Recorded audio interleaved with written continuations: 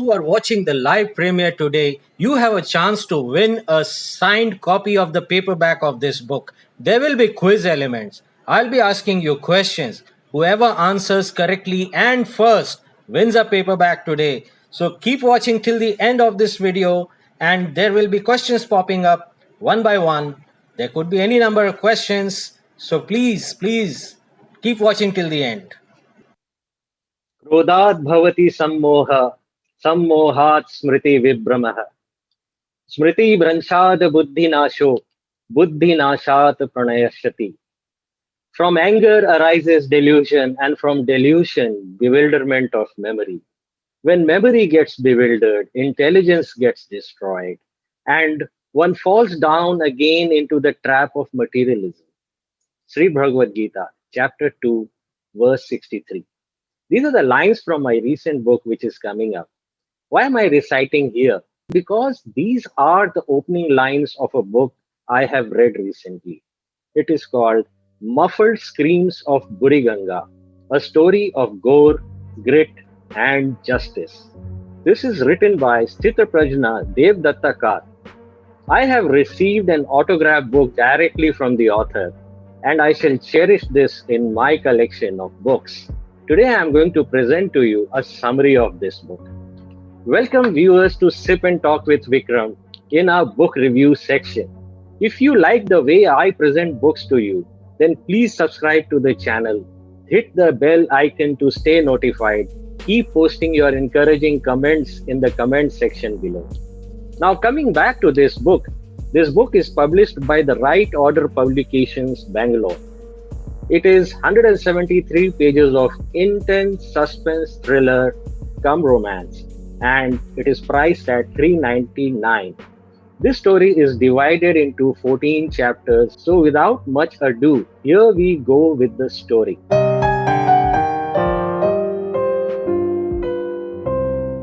The chapter 1, Good Men Die Early. Just like any good crime thriller, the first chapter opens up with a tensed up situation and a series of crime. Of course, with a story leading to it. The setup is a news house in Delhi where Adi Asha Das works as a news reporter. She has worked on various stories revealing crimes, scandals, and scams. She is working on a story about some crime that has happened in Bangladesh. Height of intolerance, a priest of an isolated Hindu temple was murdered and his wife was forced upon. 5 miscreants took turns on her, not only by them, but when she insisted for justice, she got violated by the police as well. The matter was hushed up by influential people. Adi Asha was working on this story, but was waiting to receive photographic evidence from her Bangladeshi contact, Afreen Ansari. Afreen was a poet and a laureate married to Sampurna, a Hindu woman in Bangladesh. He did manage to click some photographs at the crime spot, and he was wanting to send it across to Adi Asha.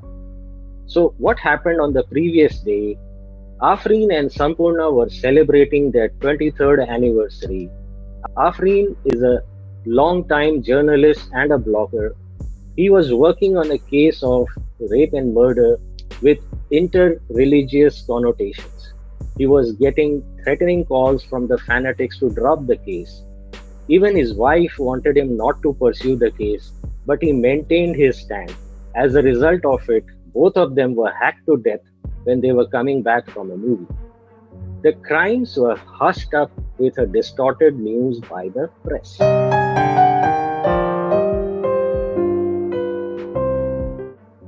So with this, we come to the second chapter, Confronting the Inner Den. Now, Adi Asha was just 19 when her father wanted her to study medicine. She chose journalism and her love relation with Captain Dev Shergill, both against their father's wishes. Her father was an unbending man, his daughter was just as unrelenting. After her marriage, she discovered that her husband's job in the army kept him away from their Delhi home. She felt very lonely. She took up drinking habits. she had an abortion as well. Now, their relationship was souring. So, to mend it, this time on his birthday, she meticulously planned a surprise dinner at the club. She brought presents for him. However, at the nick of the moment, Dave said that he cannot come over because his call of duty. Now she got furious. She gulped down half a bottle of something and she got inebriated. Then someone took advantage of her condition, danced with her, and led her to a room. In her inebriated condition, she saw him as Dave and allowed him to feast on her. When she woke up, she rushed back home and Dave was right there waiting for her. She told him all about what happened. Next day, Dave died in a terrorist attack while openly confronting the attackers. Meanwhile, Adiyasha's father also died. She comes home to be with her mother. She somehow holds herself responsible for three deaths: her father, her husband, and Afri. She decides to go to Bangladesh herself to pursue this story. You know, journalism requires a lot of grit to work on a story like this. Adiyasha, having lost so much in her life, had very little to lose. She chose to work on this story as her mission of life. While she takes her flight to Dhaka, let us take a sip of coffee right here, right now.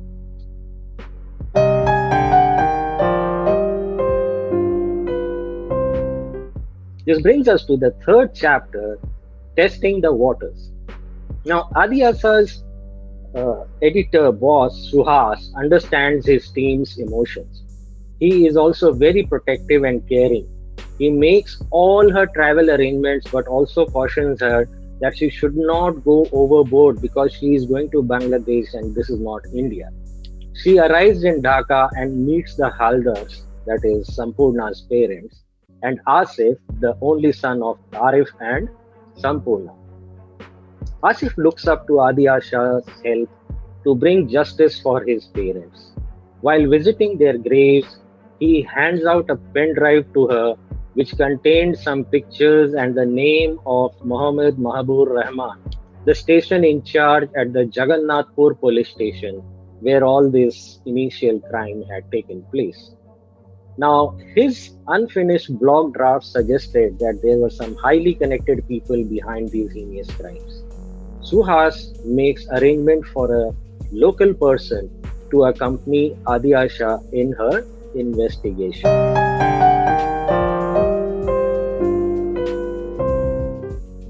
So that brings us to chapter 4, Truth or Justice.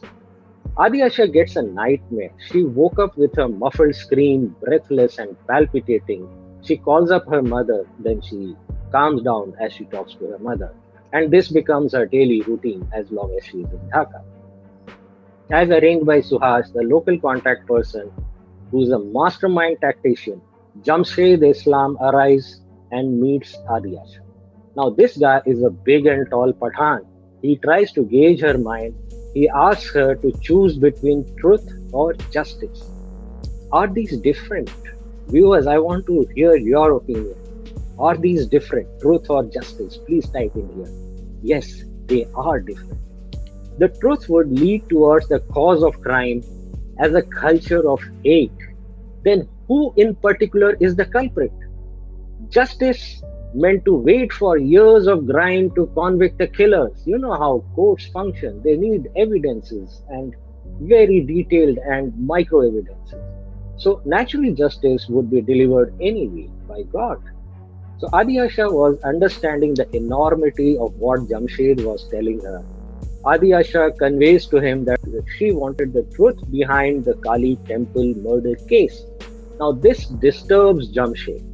He sets a precondition that after knowing the truth, she should not report it anywhere because that would make his family vulnerable.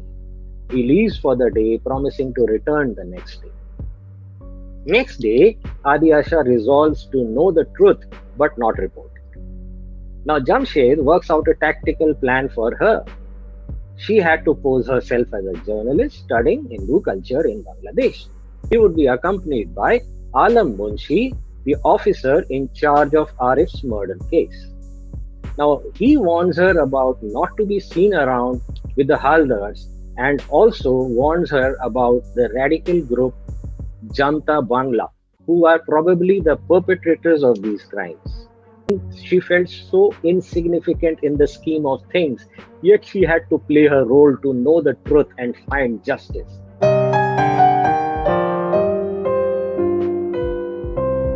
This brings us to chapter 5, Sheep Among Wolves.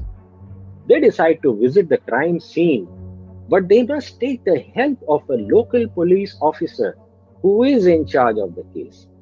But the officer is known as a sympathizer of Jamta Bangla, so they must tread carefully while dealing with him. Jamshed tricks the mayor in thinking that Adiyasha is the love interest of a famous Hindu politician. That smoothens her path for the time being. The mayor instructs Alam Munshi to take them around various Hindu temples, including the Jagannath University, to extract information from him by talking about the case. But he becomes guarded when Adyasha tries to probe deeper into the case. Now, Munshi is also an alumnus of that university, and he is also an MCP. He succumbs to flattery. He was talking about the Ansari's murder case. He gives away a few vital leads in this conversation that two students from the university were involved in the Ansari's murder case.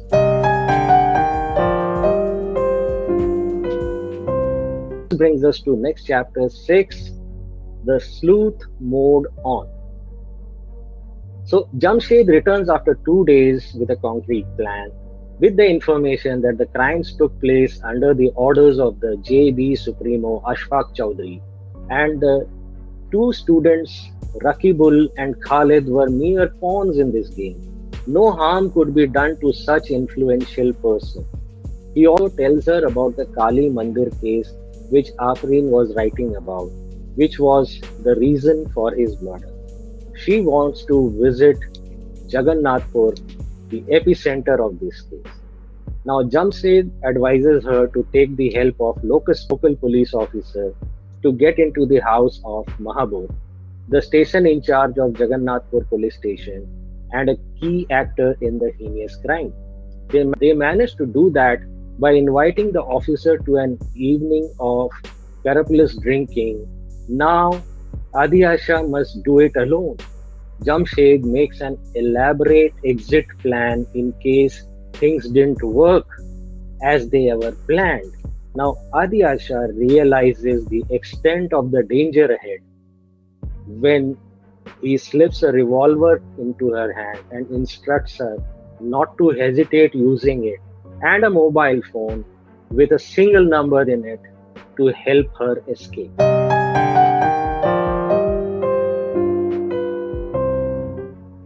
Now we come to chapter 7, Ground Zero. After touring across various places, Adiyasha arrives at Jagannathpur in Mahabur's farmhouse. His wife Shazia is very welcoming hostess. She greets her too well. They also have a late night conversation over a cup of coffee. The talk to me about coffee and I just can't resist a sip. One moment, please. Thank you. So Shazia reveals all about her family and her husband. She also shares her apprehension that Mahabur is sticking around this police station since 8 years without a promotion. Probably he was doing something not entirely legal to raise a huge amount of money that is required for the medical expenses for a cochlear implant surgery of their 4-year-old daughter, Amina, who cannot hear or speak. Now, that's a sweet child, and there is some emotional attachment with her and Adiyasha. So, chapter 8 is Into the Woods. Next morning, Adiyasha made Mahabur. He arranged a constable to show her around various places, He advises her against visiting the Kali temple and tells her to go to the Jagannath temple instead. The old priest over there narrated to her the plight and miseries of the few Hindus left over there and told her about how they were being wiped out by the hate groups. He also narrated about the atrocities committed on the priest of the couple of Kali temple. The wronged woman now gets frequent bouts of insanity. He also agrees and joins Adyasha to visit that place.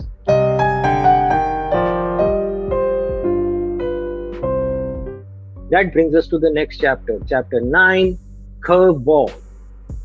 So Kali Mandir turns out to be a fortress built well away from the city limits, but within those high walls, she finds the temple in a depleted state and with wild jungles around it.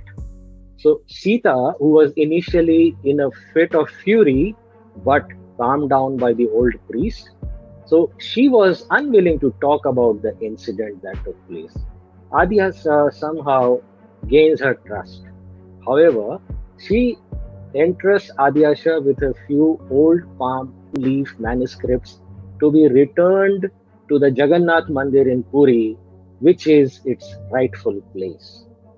Apparently, despite suffering all the atrocities, Sita kept herself alive only to guard those manuscripts. Now that she has handed it over to someone with the hope to deliver it to the rightful place, she was free from her mind. She will complete her unfinished task after 4 days on the Amavasya or the no moon night. There is also a talk of a secret hiding place, but before Adyasha could probe further, Sita tells her to leave immediately.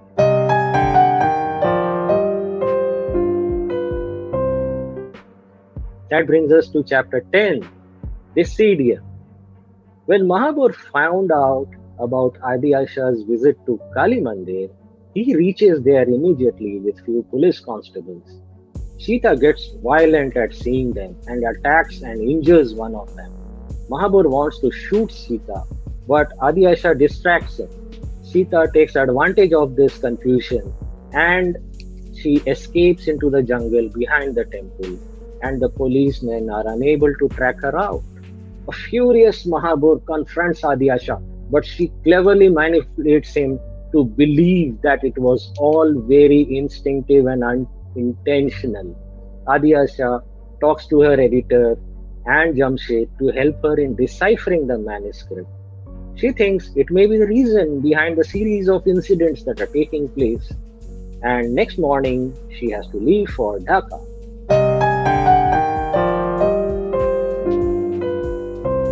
That brings us to chapter 11, Nowhere to Hide. So before we reach Nowhere to Hide, how about a sip of coffee again?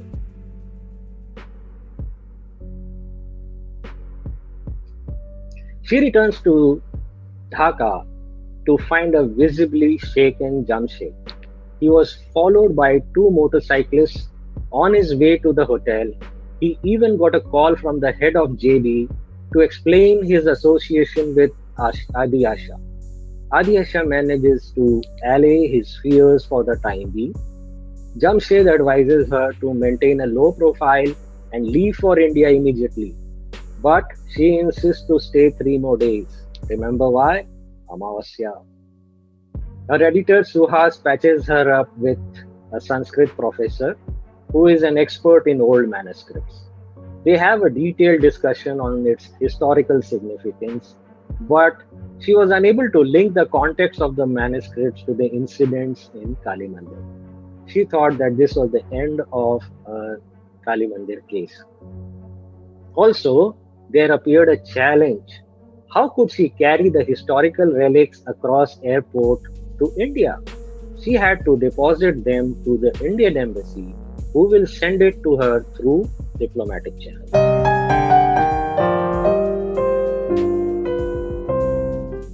The next chapter, chapter 12, is When Nightmare Comes Alive. Heartbroken, She decides to return to India, but before that, she must ensure the transport of the manuscripts back to India. Her editor comes to her help again and fixes up an appointment with the ambassador of India in Dhaka. The ambassador took the manuscripts and promised to transport them through diplomatic channels. She decides to take a walk to the rendezvous point, only to find out that she was being followed.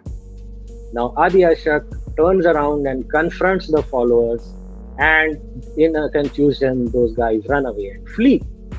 Now she meets the ambassador in his car and hands over the manuscripts to him. Adi Ashok decides to visit the final resting place of Afrin and Sampurna before returning to India. As she knelt at the grave, someone from behind pushed her face down into the ground and threatened her to leave Dhaka immediately. She cowered down in defense, but this incident ignited her anger. She decided she won't leave just like that. She now intends to stay in Dhaka and pursue the investigation. Right then, she gets a call from Shazia requesting her to rush back to Jagannathpur. This phone call terrified her because Shazia's daughter was missing.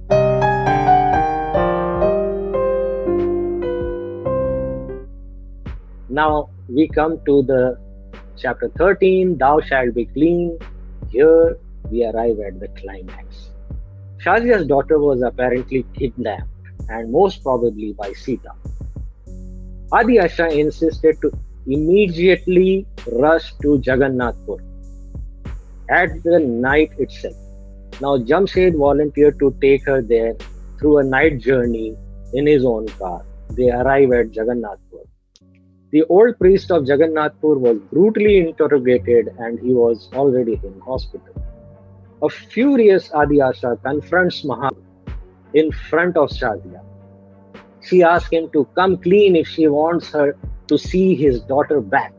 After dilly-dallying for a while, Mahabur surrenders and describes the incident in full details with the motive behind it. He also spells out the involvement of the JB in this incident. He was being used by Chaudhary, who wanted to grab the Kali temple land and use its fortress-like walled structure to train the religious army. The priest was unrelenting. He was not ready to hand over the land. So the people carried out a bloodbath. They came and killed him and raped his wife. Mahabur had to shamefully confess before his wife that the policemen further violated the women in the police station. Apparently, when Mahabur refused to register an FIR, she slapped him and his male ego was shattered and he lost his sanity.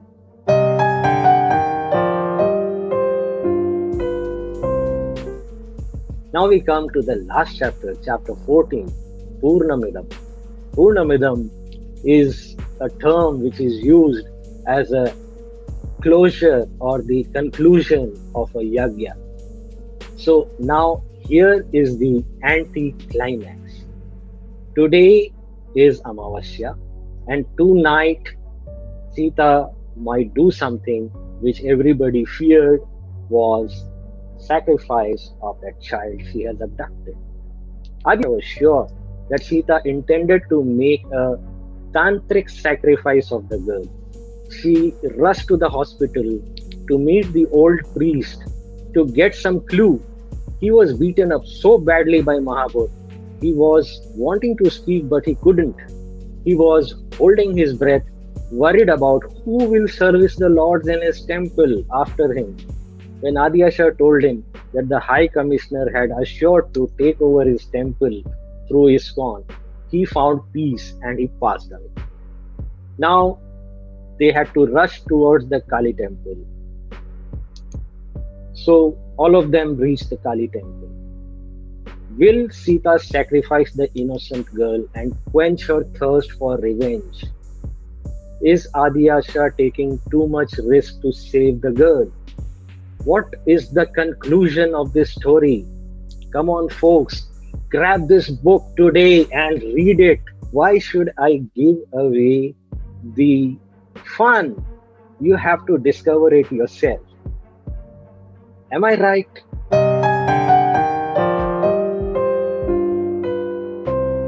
Here is my take on this book. Have you figured out yet what is Buriganga?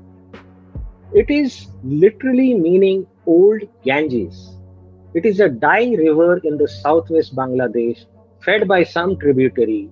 After the Ganges changed its course, it serves as an analogy to the rapidly diminishing minority in Bangladesh. After a long time, I have read such a great work of fiction, which is so original and which engages the reader so much. It interest of the reader in every page with such intensity that you cannot leave it without finishing it. It kept me awake throughout the night.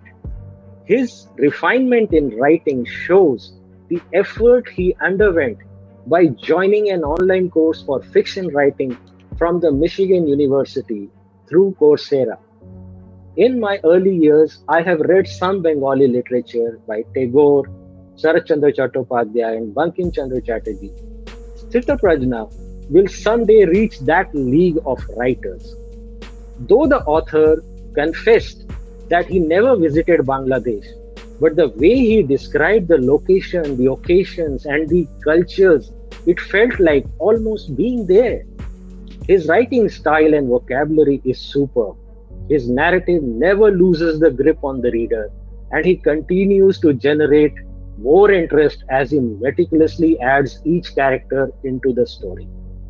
I felt like I was watching a classic movie by none other than Satyajit Ray. Sthitaprajna's craft is world class, and every aspiring author must read it to know what I mean. I'm going to read all the works of this author in future, and I strongly recommend this book to you. Happy reading!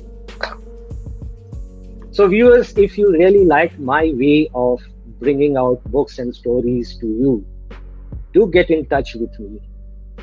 Send me your books, I will review it, I will summarize it for you. Thank you very much for regularly watching Sip and Talk with Vikram. Thank you for your kind patronage. Namaste.